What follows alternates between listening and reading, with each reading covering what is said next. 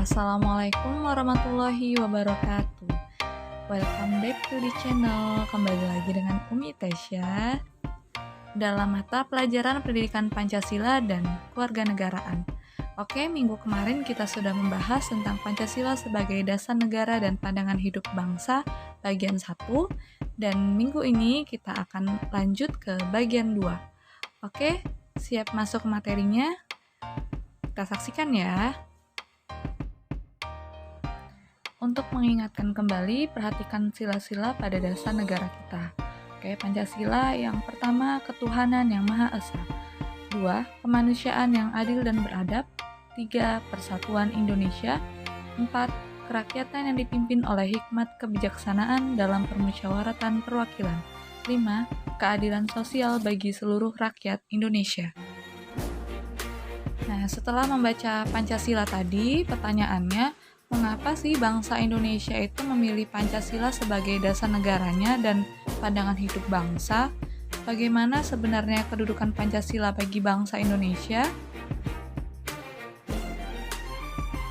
Oke, sebelumnya sudah Umi sampaikan di bagian 1 kemarin tentang kedudukan Pancasila bagi bangsa Indonesia. Yang pertama yaitu Pancasila sebagai pandangan hidup. Artinya Pancasila itu mengandung nilai-nilai luhur yang menjadi petunjuk bagi bangsa Indonesia dalam mencapai kesejahteraannya bersama. Yang kedua itu Pancasila sebagai dasar negara. Artinya Pancasila menjadi dasar dan sumber hukum dalam penyelenggaraan negara. Yang ketiga, Pancasila sebagai kepribadian bangsa. Artinya Pancasila menjadi ciri khas bangsa Indonesia yang membedakannya dengan bangsa lain. Lalu yang keempat, ada Pancasila sebagai perjanjian luhur rakyat Indonesia. Artinya Pancasila disepakati bangsa Indonesia untuk menjadi sebuah perjanjian yang dapat mengikat seluruh bangsa Indonesia. Yang kelima, Pancasila sebagai pemersatu bangsa. Artinya Pancasila membuat bangsa Indonesia yang beraneka ragam ini bersatu padu dengan semboyan Bhinneka Tunggal Ika. Dan yang keenam yaitu Pancasila sebagai ideologi bangsa, artinya Pancasila merupakan pedoman dan cita-cita bangsa Indonesia. Latar belakang Pancasila sebagai dasar negara dan pandangan hidup bangsa. Pancasila dipilih sebagai dasar negara dan pandangan hidup bangsa Indonesia karena didasari oleh beberapa faktor. Faktor-faktor tersebut antara lain, yang pertama, proses sejarah bangsa Indonesia yang demikian panjang. Yang kedua, nilai-nilai Pancasila sudah menjadi milik bangsa Indonesia sejak dahulu. Yang ketiga, nilai-nilai Pancasila mengandung nilai-nilai masa depan, yaitu bangsa dan negara Indonesia yang sejahtera, adil, dan makmur. Berdasarkan ketiga alasan itu, Pancasila kemudian digali, dirumuskan, dan akhirnya disepakati seluruh komponen bangsa Indonesia sebagai dasar negara dan pandangan hidup.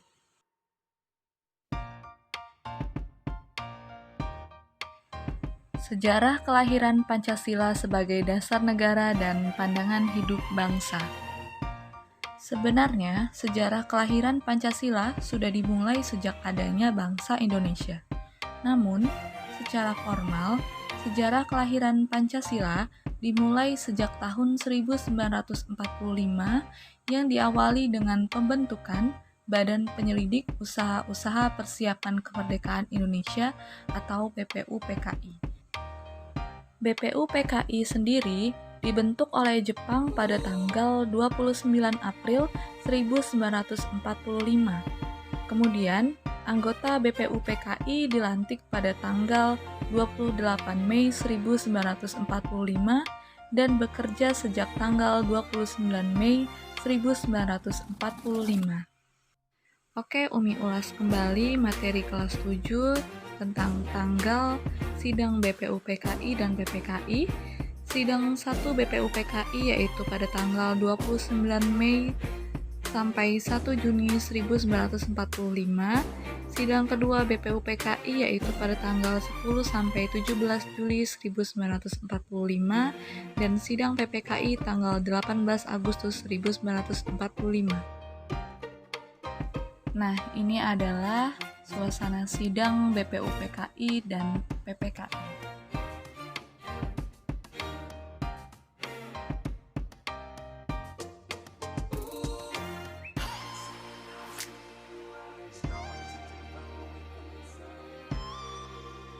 Sidang PPKI yang dilaksanakan pada tanggal 18 Agustus 1945 berhasil menetapkan Pancasila sebagai dasar negara. Keputusan lengkap sidang PPKI tanggal 18 Agustus 1945 adalah sebagai berikut. Yang pertama, mengesahkan Undang-Undang Dasar Negara. Yang kedua, memilih Presiden dan Wakil Presiden, yaitu Insinyur Soekarno dan Dr. Andes Muhammad Hatta. Dan yang ketiga yaitu Presiden untuk sementara waktu akan dibantu oleh sebuah Komite Nasional Indonesia Pusat atau KNIP sampai dibentuknya lembaga-lembaga negara. Rancangan Undang-Undang Dasar Negara Republik Indonesia tahun 1945 merupakan rancangan Undang-Undang Dasar yang ditetapkan oleh BPUPKI pada sidang keduanya yaitu tanggal 10 sampai 17 Juli 1945. Nah, pada pembukaan itulah adanya dasar negara Pancasila. Kemudian rumusan Pancasila dalam pembukaan Undang-Undang Dasar Negara Republik Indonesia tahun 1945 menjadi dasar negara Indonesia yang sampai saat ini tidak berubah. Hanya pasal-pasalnya saja yang berubah, itu karena diamandemen oleh MPR, dan untuk pembukaan itu bersifat rigid atau tidak dapat diubah.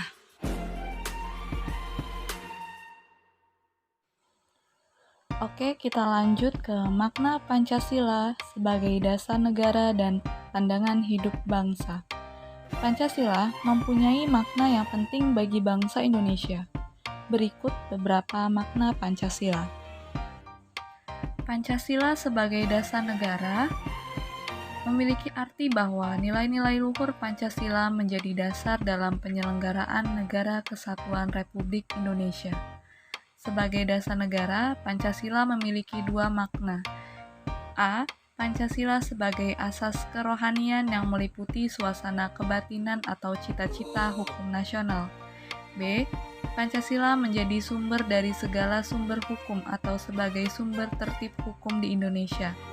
Nilai-nilai Pancasila diterjemahkan ke dalam pembukaan Undang-Undang Dasar Negara Republik Indonesia tahun 1945 menjadi aturan tertulis dalam pasal-pasal Undang-Undang Dasar Negara Republik Indonesia tahun 1945 dan aturan tidak tertulis atau konvensi yang terus berkembang dalam kehidupan berbangsa dan bernegara.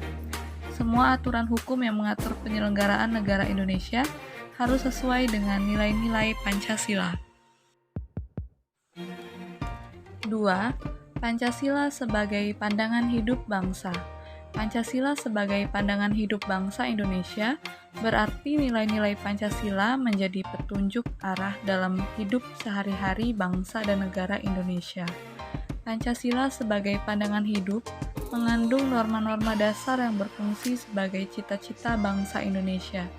Norma-norma dasar tersebut terkandung di dalam sila-sila Pancasila. Oke, itu dia tadi penjabaran materi tentang Pancasila sebagai dasar negara dan pandangan hidup bangsa, bagian 2. Sekarang kita akan masuk ke soal ya. Silakan disimak baik-baik.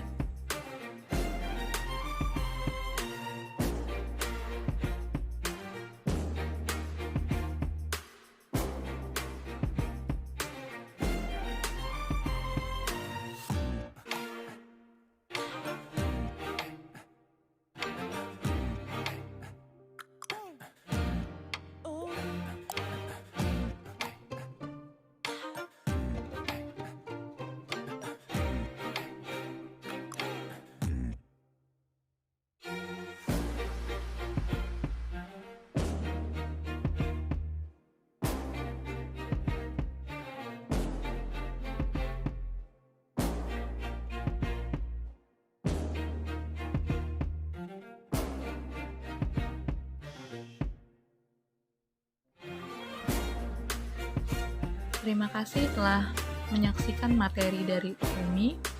Semangat belajar untuk kalian dan jaga kesehatan. Apabila Umi ada kesalahan dalam berkata-kata, Umi mohon maaf. Umi akhiri. Wassalamualaikum warahmatullahi wabarakatuh.